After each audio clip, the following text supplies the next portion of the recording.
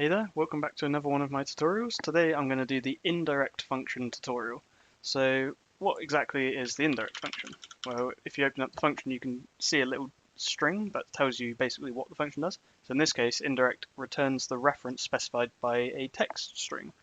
So basically what you input in as the parameter will read it as a cell to read from, if that makes sense. So if I put in, let's say, J5 in quotes, this gives us 0 because the cell J5 isn't empty. If I just put text in here, we now get text as our formula. So it's looking at J5 and then it's returning the information from that cell. But if I actually put J5 in without the quotes, now it's going to give us a reference. So you think, why is it doing that? So now we're actually looking at the cell that's given off by the cell J5. So I'm basically looking for the cell text, which doesn't make sense. So maybe if I change this around to A1, so now this makes sense, right? So I'm looking at J5, and I'm looking at the text in J5 and feeding that in to the cell that I'm wanting to look at.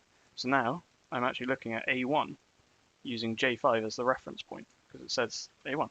Similarly, if I change it to D3, we should get workbook back, because as you can see, that is workbook. So now that's a little intro on it. I'm going to do a couple of examples. So if we do equals indirect, and now in this case I'm just going to use this. I'm just going to link it to the cell. We don't need to worry about the worksheet because sheet 1 is our active sheet, and when you have an active sheet you don't have to prefix the worksheet.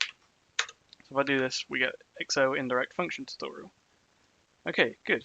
But now I'm going to do exactly the same, but I'm going to prefix the worksheet just to show you guys it doesn't matter if we use the prefix or not if we're working with the same sheet. So first of all, I'm going to show you what happens when we just try this, the sheet name and then the cell name. So we concatenate the sheet name with the cell name using an ampersand or and symbol, and you'll see we get a reference error.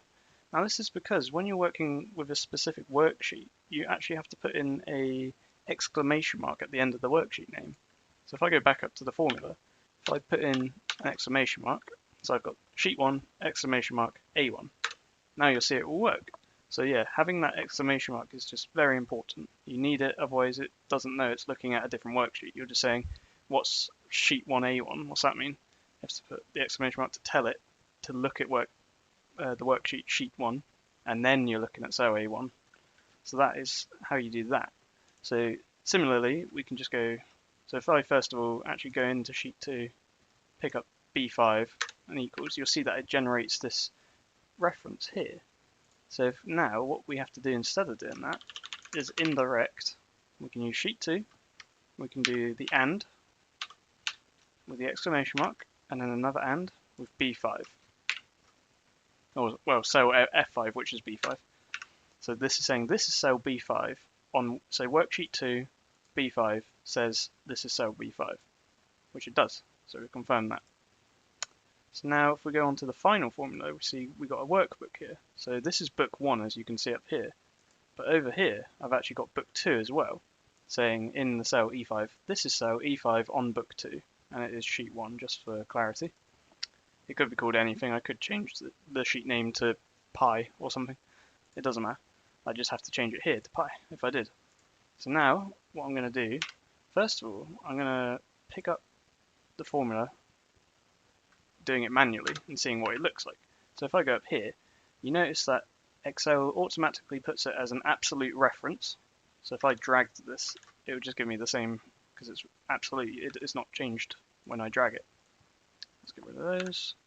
So now, other than that, what else can we see? We see that the exclamation mark's been put in, so that just proves that you need an exclamation mark to reference a sheet. And then we see that the workbook has squared brackets in. So what if we think, okay, does it need square brackets? Let's try to take them out.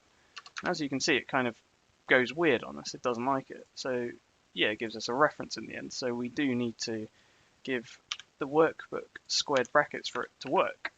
So that is basically the criteria when you're dealing with workbooks and worksheets, as well as the cells. The workbooks need squared brackets. The worksheets need an exclamation mark at the end of the sheet name, and then you just reference your cell however you want. This doesn't have to be an absolute reference. I could get rid of this and just put E5, and it would still work. The only thing is now, if I drag it, I'm going to get zeros because this is looking at E6, F6, G6, etc. Okay, so now we're going to use an indirect function to pull the same information.